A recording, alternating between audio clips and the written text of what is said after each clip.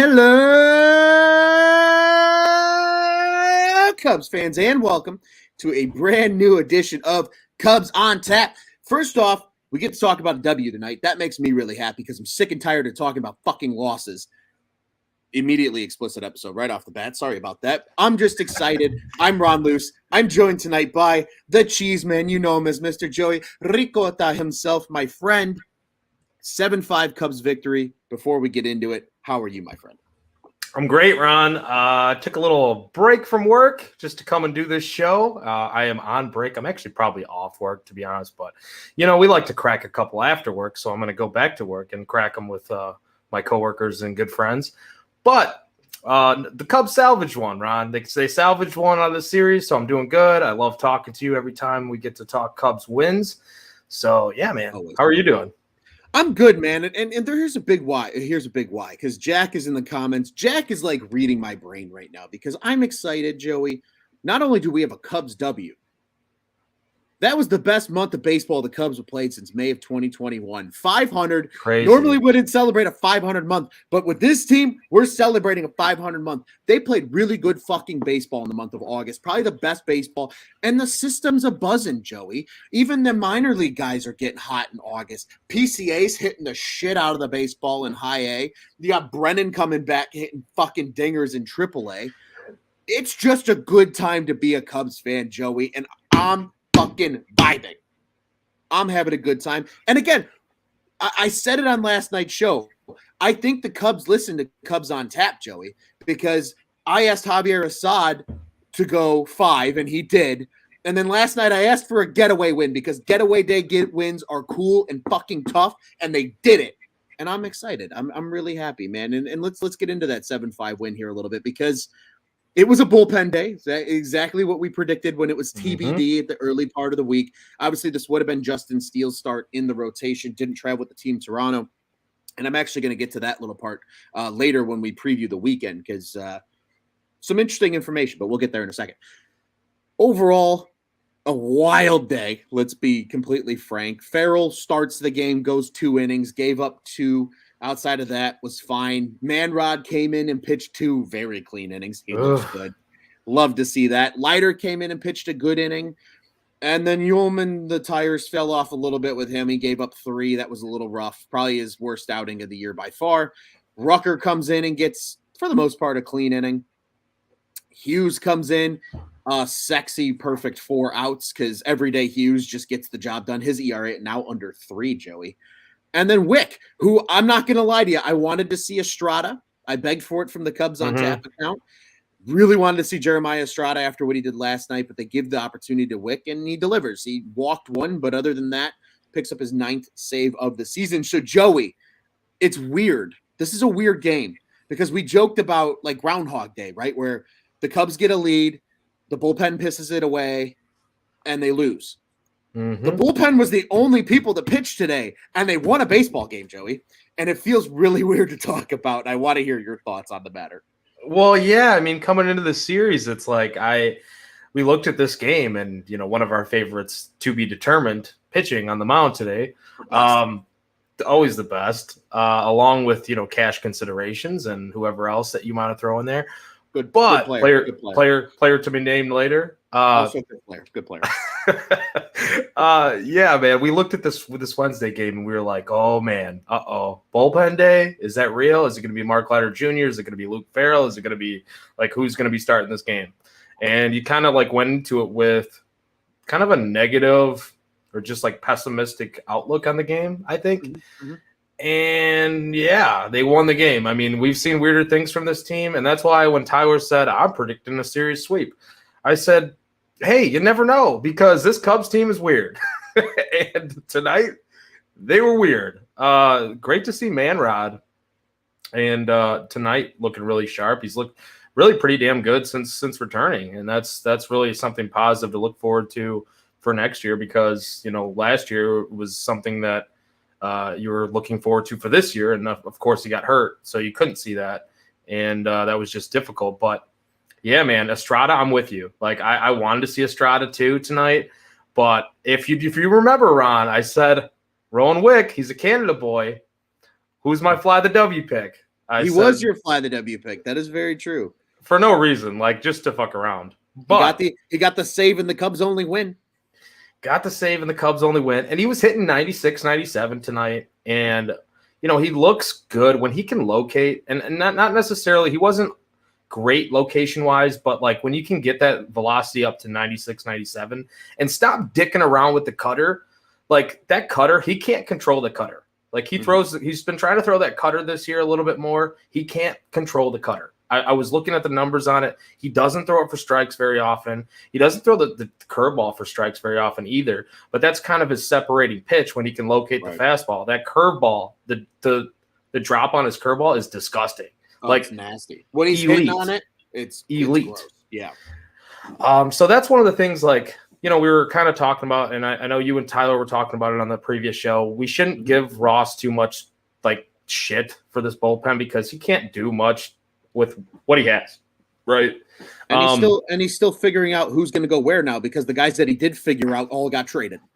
Exactly. Like, you got to figure out who's the high leverage guys, who are the guys that can eat multiple innings. Sean Newcomb has been in starting spots before, so you would think that he could eat multiple innings, but at the same time, like, he's not a guy you can bring on with guys on base. So it's like you have a tough, like, mix and match job with Ross daily, nightly. So it's very difficult. I don't really blame him for that whole Ullman thing the other night because at the same time, like, I know I mentioned this to you, the matchup was not good for Ullman, that first and third situation.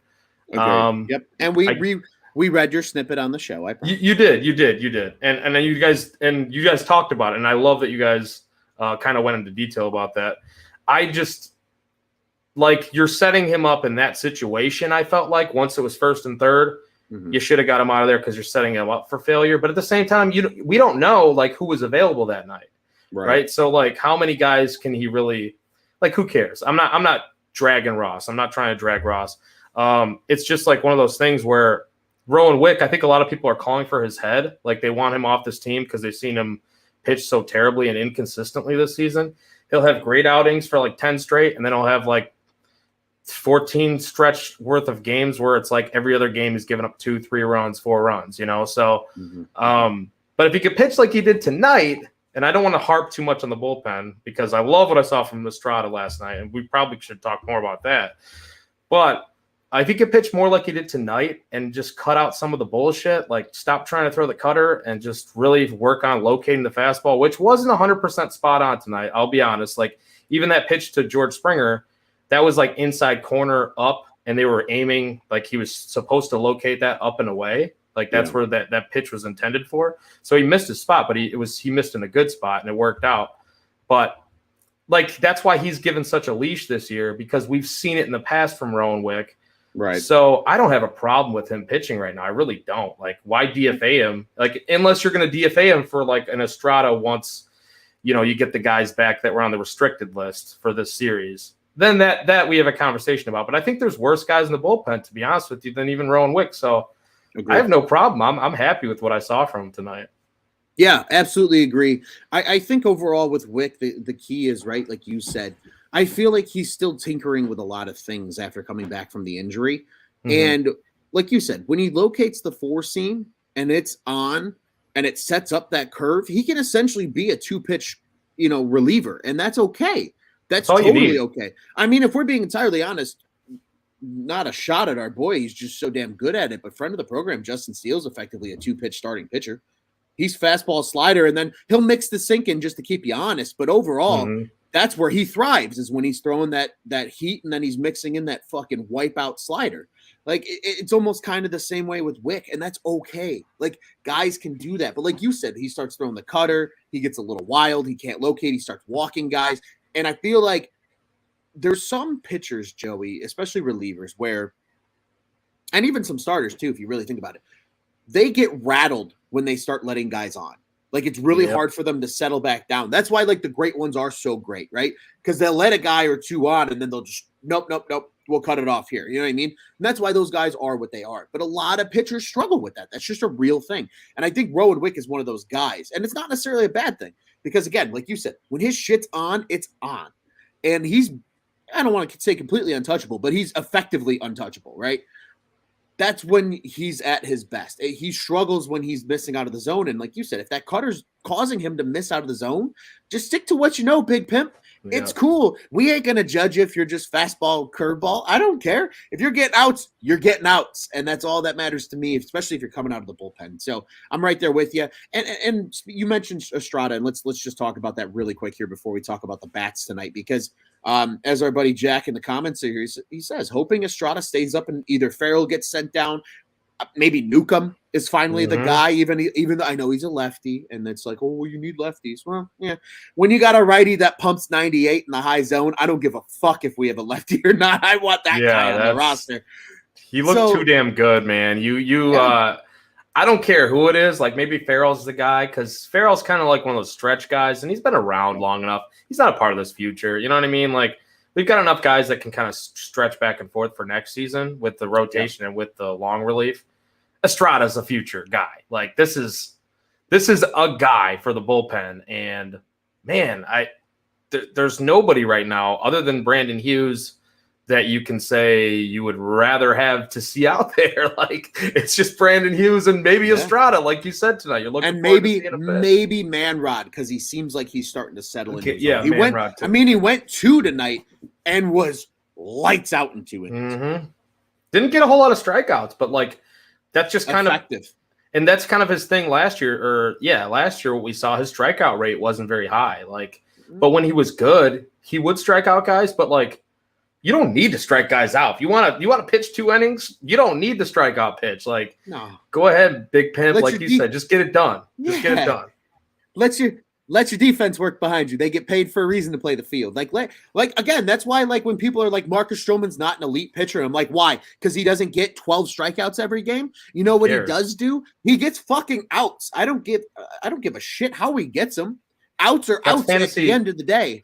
It's fantasy baseball type of shit. When you're getting mad about about strikeouts, like I don't care. Like just get out. He didn't pay 9 guys. I don't give a fuck. Did he get you 7 2/3? Was it soft contact? Were they early outs? Yeah. Great. Cool. Don't care. Like, again, I think like with the Stroman example, right? And I got to talk about a good Stro start yesterday. That was fun.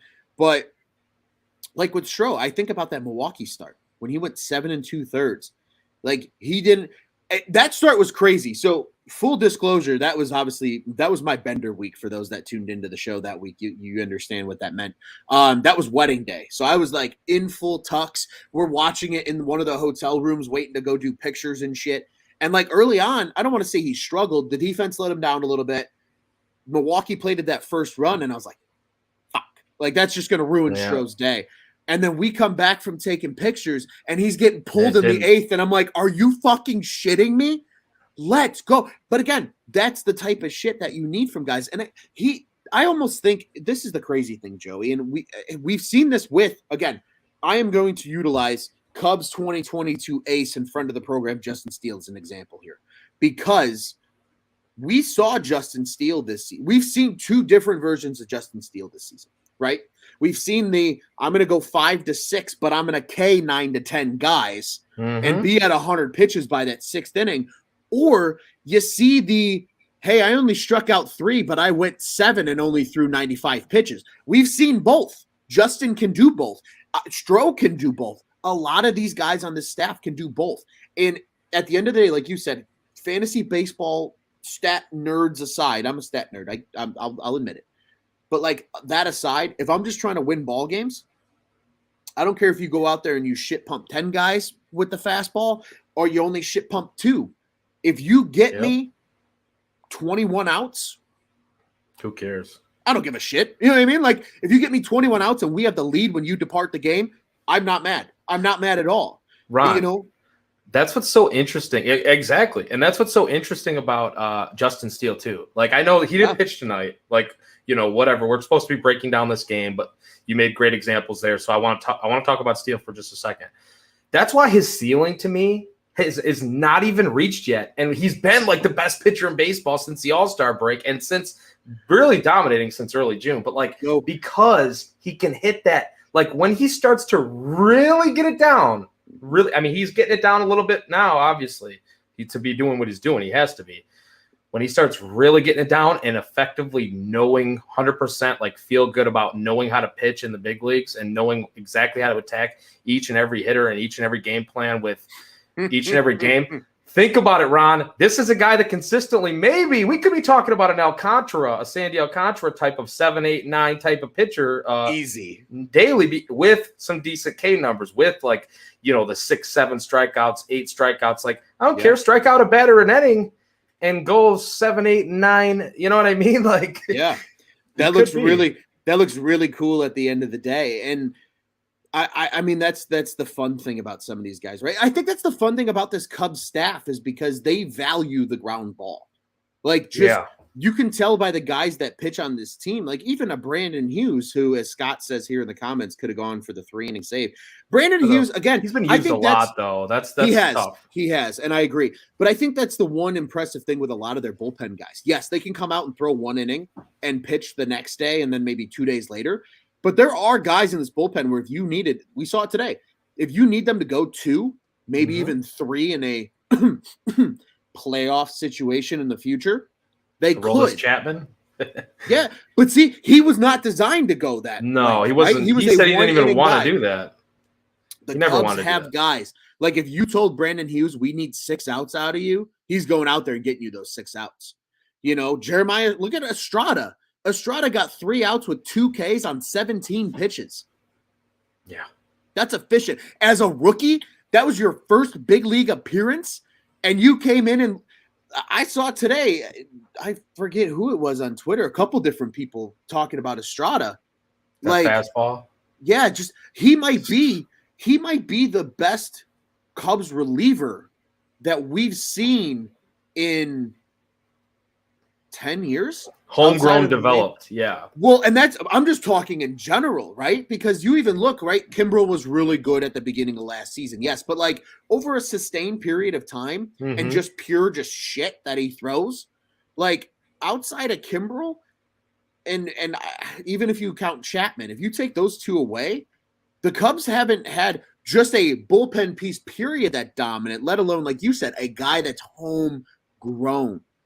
If they start getting more of these homegrown guys, again, we talk about it all the time. That's when you are built in the model of the Dodgers, and that's when you start creating problems for the rest of the league, is when you can develop bullpen and you don't have to pay for a bullpen because these are guys you develop organically. They come up, they shove, they turn into elite relievers. And sure, maybe you can pay them, or you can say, hey, we got a guy behind you that can do the exact same thing. Go get your money somewhere else, and we're not going to worry about that. Good for you as a player. But we got a guy that's going to cost a third of what you're going to cost, and we're just going to keep. And that's when you start spending where you need to. Like, again, you have the shit, and you got guys coming. And like even Scott says here, thanks for dropping some stats, buddy. Hayden Wesneski. It's nasty lately. Last 3 outings. He only had the one bad outing when he first came over, right? Yeah. 15 innings pitched, only 4 hits and 1 earned run. That's a .60 ERA. That's gross. They got arms coming. Ben Brown's looked really good. Obviously, Wicks has looked really good. I'm telling you right now, Joey, and I know we've sidetracked a little bit. We still got to talk about the bats. So I want to give you the floor one more time before we make that transition. But dialing it all the way back in, right? There are pieces. Like this was a night where, yes, the bullpen wasn't pretty, but you started to see some guys settle into their roles, right? We've seen now the Brandon Hughes. We've seen Manrod looking like what I think we all got that tease of last season at the end of the year when he came up. There are guys here. There's more coming. We got to see one last night. I don't think we're going to bitch this much, Joey, about the bullpen in 2023. We aren't. Like, in my eyes, like, who knows, right? Like, bullpens are so finicky.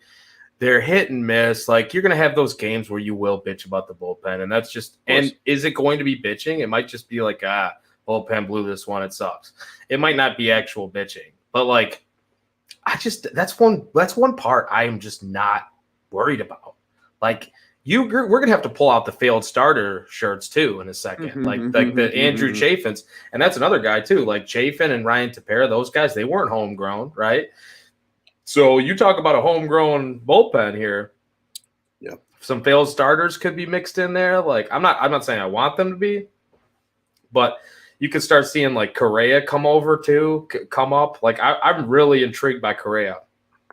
Dennis Correa too. I want to see him. I was gonna say not Carlos, folks. Just not Carlos Correa. We could see him too. We could. We could. I don't think we're not talking about him in this case. Yeah, right, exactly. Yeah, he's not Shohei Ohtani for us playing shortstop and pitching or whatever. But man, I like this bullpen is really intriguing. Like I think they are doing something correct here. Craig Breslow, what they've put together, what they've built, the scouting department and the pitching development has really taken shape. And we talk all the time about Pitch Lab, and people laugh at it from the outside, right? People that aren't Cubs fans, they laugh at it. It's a real thing. They're teaching guys, they're looking at a specific pitcher type, and what they throw and trying to maximize what they do best. Yep. And hey, if they can't work out as starters, they are going to be lights out, most likely, for an inning or two out of the bullpen.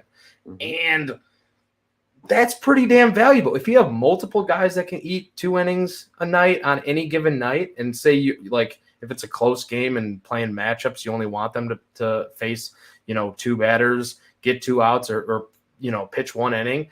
But if they had to, they could get 6 outs. You know what I mean? Like that's so valuable. They could get 9 outs. It's so valuable. So, I know we want to transition here, but like to your point, there's just a lot of really positive things happening within the Cubs organization and the farm system when it comes to the pitching side of things. Yep. And that's something that we have not been able to say in quite some time. Like the national media has beat up the Chicago Cubs organization for not being able to develop pitching. And if they are starting to develop pitching and it's actually like a powerhouse in that category, like it kind of took these guys a little bit longer. The Keegan Thompsons, the Justin Steeles, they weren't failed. Like it hasn't failed, right? It just took a little bit longer. Right. Maybe there was just an adjustment there with the pitching development, and obviously there was. But things are looking up. Things are very much looking up on that side. Absolutely. And just really quick to add to your point, just because the pitch lab is here doesn't mean it immediately makes guys effective. There is still a development process, right? Like you said, just because it doesn't happen right away, and that's when people like to make fun of the pitch lab didn't do its job. No. It's helping. These guys still need to develop. It's just another tool and to help that development that occurs throughout the league, right? Everybody develops players. But if you have another tool, right?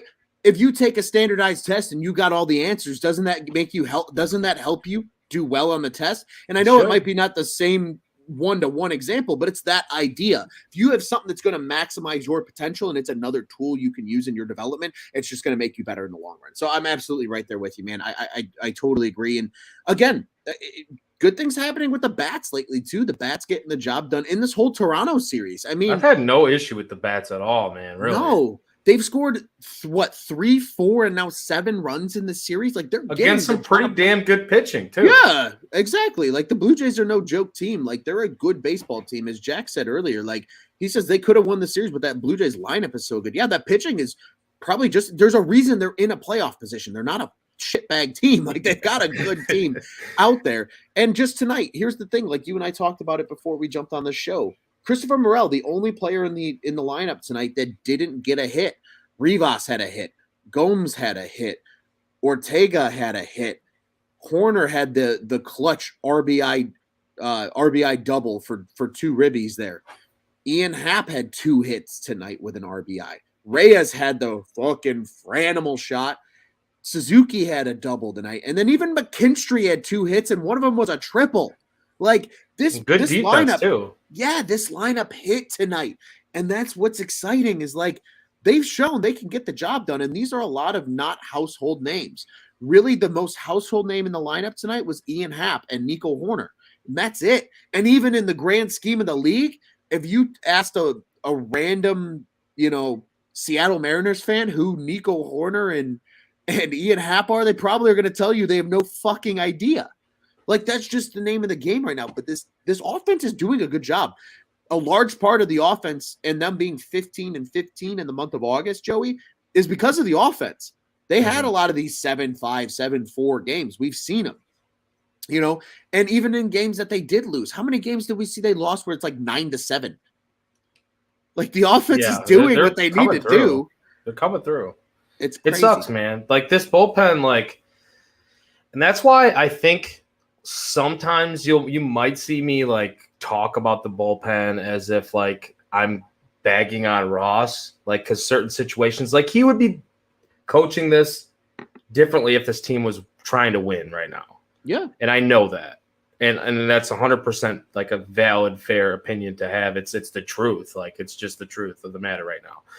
But that's why I get so frustrated sometimes because I'm like, damn, this lineup is hitting tonight. Like they deserve to win because the lineup is producing, you know? So it's like the fan in me is like, yeah, please come through for these guys. They deserve some wins here down the stretch. And they have played much better. But like you said, man, it's good to see the bats really start to click. And guys that could be here, like, hey, we don't know what's going to happen with McKinstry. Like tonight, you know, yeah, they trade for him. It was a very low-level trade, though. It's not like they gave up a ton for McKinstry. Like, he's not guaranteed shit next year. He's not guaranteed a spot. So for him, this is a big game for him. And to play solid defense, that's a very big game. Same with the Franimo. You know, like, he's been fun. He's been very, very fun. Him taking that outside pitch and just when the Franimal eats, that's a Fran meal. Exactly. When the Franimal eats, that's a Fran meal. I love it. Nico Klutchner, it's not even Horner anymore at this point. It's just Nico Klutchner. The guy is just incredible. He's been, I mean, Tyler says it every show, the best shortstop in Chicago this year. So, yeah, that's true. That's definitely true. Other than that, man, Ian Happ just does Ian Happ things every night. Just does Ian Happ things. It was good to see Seiya too early on in that game. Yeah. Early on, what he have the double right off the bat. So banged it off that right field wall, and he took it with power the other way. Again, the dude's one of the best opposite field hitters the Cubs have, in my opinion. That's why I was so confused that first game. I don't know if they were doing it since then. I wasn't really paying too much attention to where they were aligned. Like I told you, I didn't catch a whole lot of this game on TV. I was listening to a lot of it, but that first game, I'm like, why are they shifting him to the left side? Like he hits the ball to the opposite field 9 percentage points, basically coming into the series, 9 percentage points more than league average to the opposite field. Yeah. Why are you shifting him? hashtag Joey stats. That's hashtag Joey stats. Yeah, it's just a random, little stat bag I had to throw out there. But Ron, I mean, this lineup's cool right now. Like, I don't have really that much of an issue. It doesn't have your big thumpers in it that you would, like, you can name off of, like, you look at that card, you're like, oh, shit, I can't attack them with my pitcher tonight. I'm taking the under on strikeouts. Like, you're going to take the over on all the strikeouts for just gamblers out there, right? You're going to take the first 5 for whatever team the Cubs are facing because you don't know anybody in this lineup. But then you get, like, unpleasantly surprised because the Cubs are like one of the best early game scoring teams in the league. Like that's what they do. Yeah, they jump out on you, and then the bullpen finds a way to piss it away. Again, we live Groundhog's Day over and over and over every day. Same thing. We're seeing shadows over here. Yeah, I don't know, Ron. That's about all I got though. For like, it's just cool. It's cool to see that this lineup's hitting. I mean, like we could break it down like more at an individual level, but at the same time, it's like tonight, like you said, all the guys got it done. Last night, Morel got it done. So even though he was hitless tonight and had a couple strikeouts, he broke out of his funk last night. Hopefully, he could kind of be a little bit more consistent than I don't want to see him going through like these major lulls. And, just like with it when it comes to Seiya Suzuki and some of these other players, there is an adjustment period for Christopher Morel. So like him going through these struggles, I don't have a huge issue with it. We know that he's kind of a swing and miss type of player. He doesn't chase a ton, but he does like whiff in the zone. And that's just kind of been his game, like at least to this point. And like even in the minors, he struck out quite a bit. So like, if that's just his game and he's going to hit, like say he hits 250 with a decent OPS and he could play multiple positions. And let's say he's not the third baseman of the future, but he's just kind of like a swing guy off the bench. That spark plug off the bench and playing like every, fourth day or so, I'll take it. Christopher Morel was not a top prospect in this system. So if that's his role moving forward, and I don't want to limit him by any means, like he could be the everyday third baseman or something, but if that's his role, awesome, man. It's great. You found a piece. Yeah, absolutely. I completely agree with you. I think just one quick interesting note that I have to add about the bats tonight with McKinstry is His OBP is actually worse than it was in the 10 games with the Dodgers and the 21 games with the Cubs, as is his slugging, but his average is significantly better. He went from an 091 with the Dodgers to a 206 now with the Cubs. I mean, I think just the most interesting part with him is just like, yeah, the overall numbers don't look great, but like of late, he's been pretty decent. And he's like getting it done on both fronts. When we were at the game on Thursday, he made what, 3 incredible defensive plays and had a hit or two. Like he had an overall, he's putting together these like good games here and there. And it's at least encouraging to see because, like you said, he's not guaranteed a spot. This guy's absolutely fighting for a roster spot next season. The Cubs want to see what they have with him, and he's at least giving them something to consider, if not at least for 2023. You know, he's giving them something to think about in terms of a roster spot. So I'm right there with you, man. Just quickly, any final thoughts on tonight's game before we look ahead to the weekend? Not really on tonight's game. I mean, it's obviously cool to see them pull out a victory. Cool to see the bullpen step up and not really completely. I hope Ullman's not like some confidence issues after the other night. That's kind of what my first thought was maybe he had like some confidence issues after giving up the lead and then losing that game, or having troubles at least, and then the Cubs eventually losing that game the other night. So I just hope that that's not something there, because he's been solid out of the bullpen for the most part. I know early on when he started pitching, I was kind of like, this guy's kind of a seatbelt. Like he would make me nervous. But then, the numbers, he would always like pop out as okay. Like, he'd get the job done. But to your point on McKinstry too, like those plays that when we were at the game, like that's like stuff on TV. Like we had the full view of like how much range how far he actually had to go on some of those plays. Really, like the only real bad plays I can think of off the top of my head defensively from McKinstry was like that Stroman game, right? Where he, like 2 plays and maybe 1 inning, I think it was. The double clutch. The double clutch. That was like, and we talked about that as maybe the base runner getting in his way. And then there was another play that was before that too, I think. But like, other than that, man, it's played solid defense. So I don't really have any like final thoughts on today's game, but like, I'm just glad they got a win. I hope we're playing the Cardinals next. I know we're going to get to that. So God forbid, I don't know. Let's get a series win against these Redbirds. That's all. Joey, I said it on last night's show. I said, get a getaway day win, because you take that into an off day. You can recover. Then you can go and shit on the Redbirds' playoff hopes just to fuck with them a little bit for 3 more games. And then you get another off day. You get rewarded when you win the series.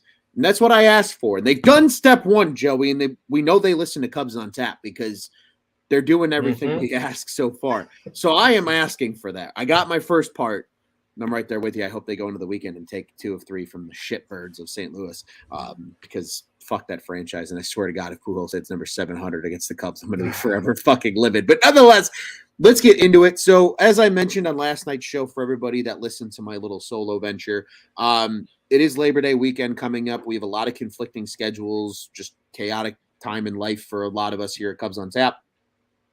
Realistic chances we probably don't have another show until Monday evening.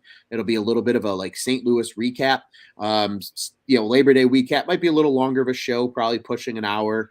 Having some fun with it. But so we're gonna go ahead and just preview the whole weekend real quick here, Joey. We're just gonna we'll do some fly the W picks. Don't worry, Joey. But again, we got an off day tomorrow on September 1st. Cubs don't play on Thursday. Friday, Saturday, Sunday series, and then they're off Monday before returning to Wrigley for 3 with the Reds starting on Tuesday. Joey, we're going to have your buddy on as a guest with us for that series, or if not that series, I know they play twice again at the end of the season as well. Maybe we have them on both times. Who knows? I don't know. But nonetheless, let's get to some pitching matchups and start times for these games. So on Friday, September 2nd, the Cubs and Cardinals do battle at Busch Stadium. That game starts at 7:15 local time, 8:15 for those in the Eastern time zone.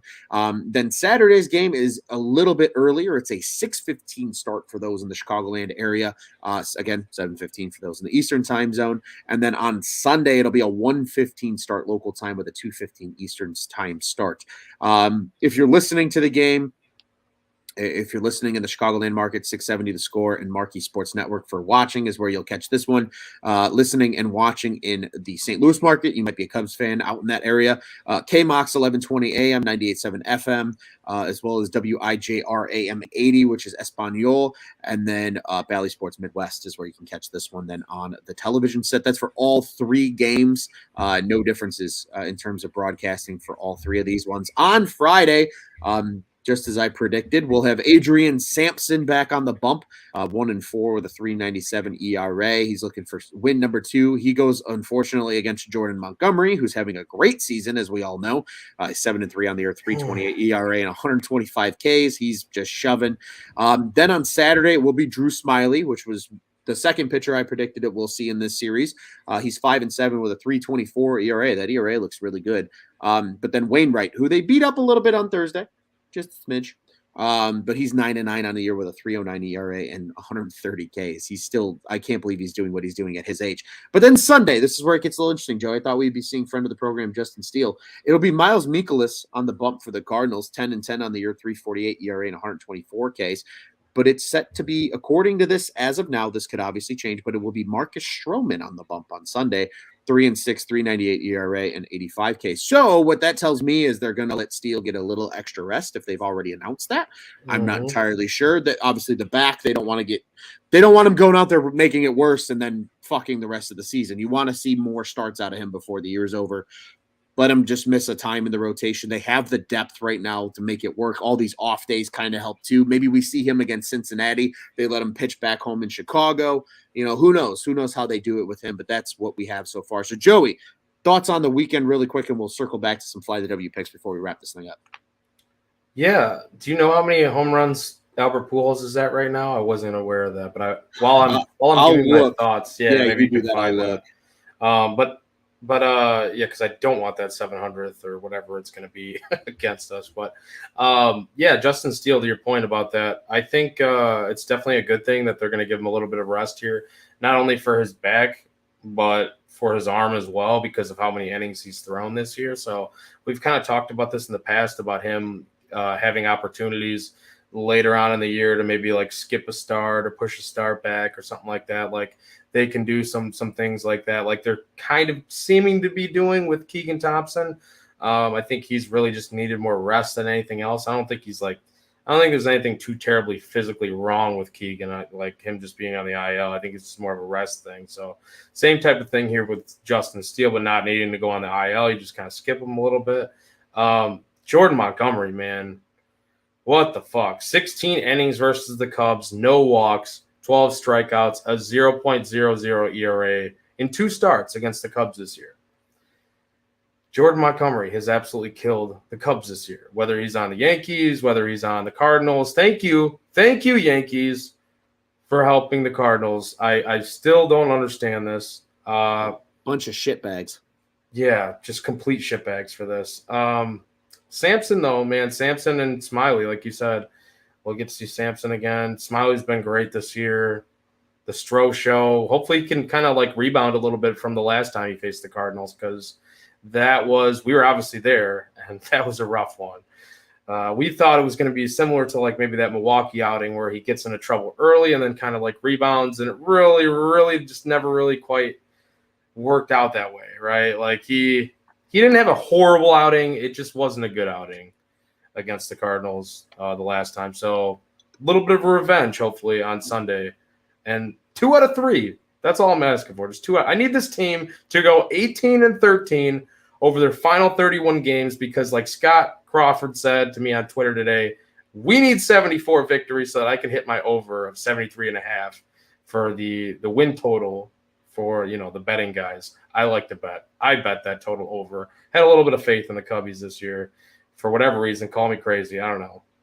But give it 18 wins. 18-13, they're coming off like their best month. It can be done, Ron. I could see it. Maybe. Just maybe. It could happen. I'm right there with you, man. I mean, I'm just hoping that the starting pitching has looked good. That certainly hasn't been the issue lately for the Cubs. I hope that continues in this coming series over the weekend.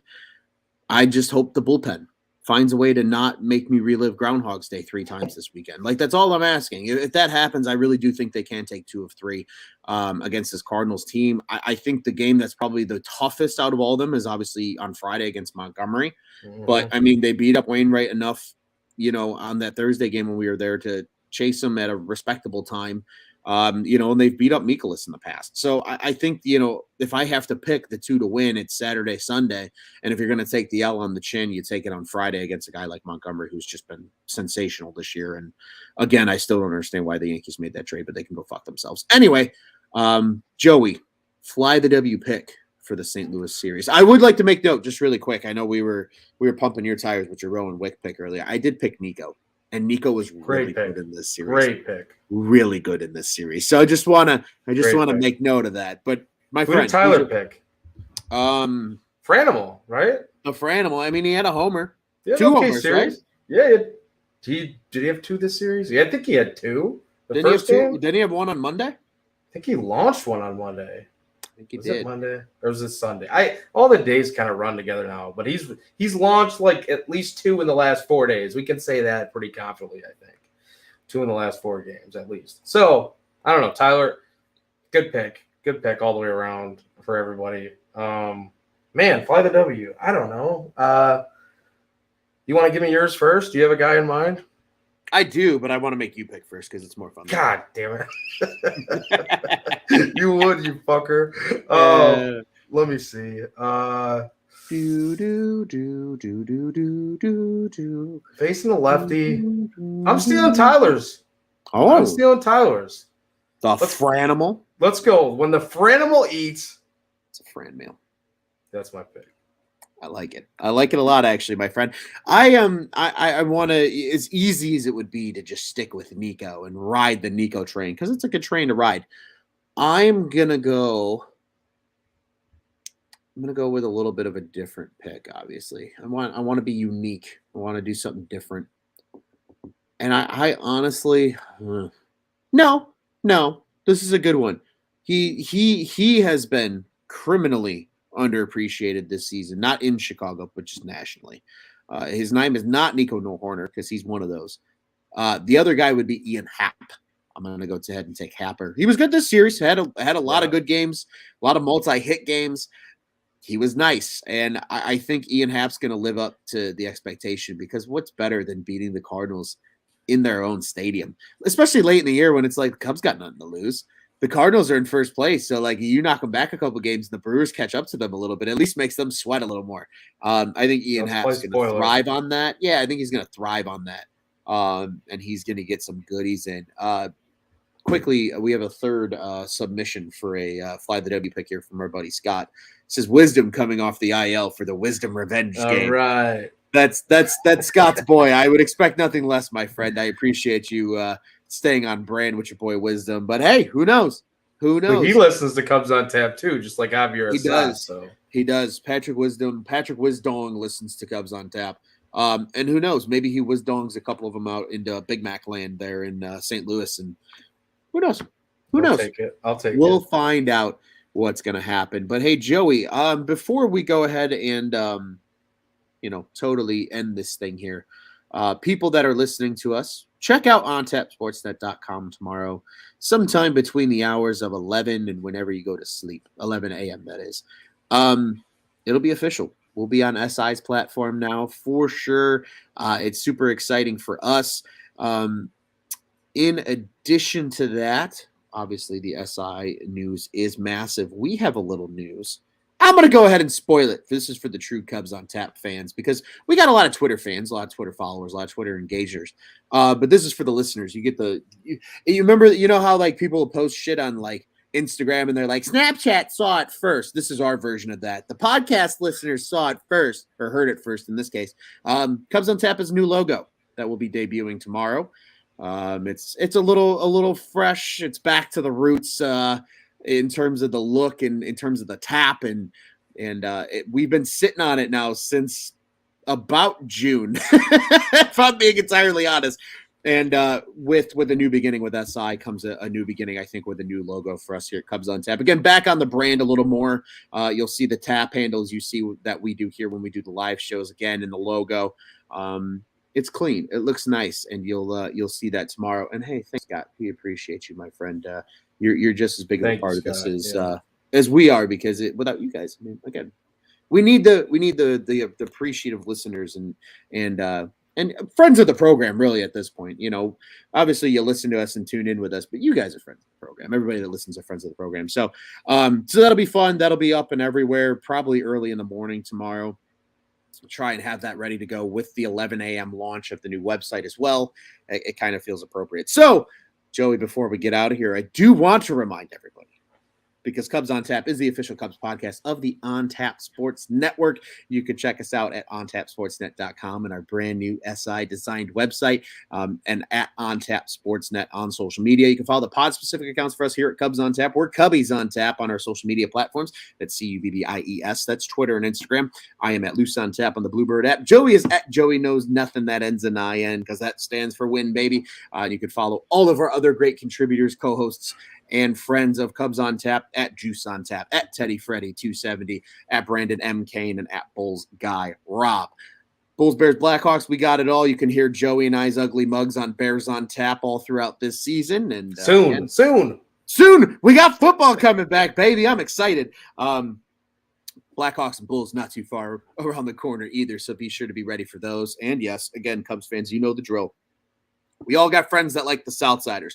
If they're going to wallow in their misery now that their manager's out indefinitely, because I'm legitimately concerned for his health, you guys can wallow together over with our buddies at Sox on Tap. Send them there. Your friends and our friends will be good friends. So send them to the boys at Sox on Tap. They do a nice job covering the Southsiders. But once again, ontapsportsnet.com, at ontapsportsnet on social media, the On Tap Sports Network. Go ahead and check out what's on tap in Chicago sports. Joey, it is always a pleasure, my friend.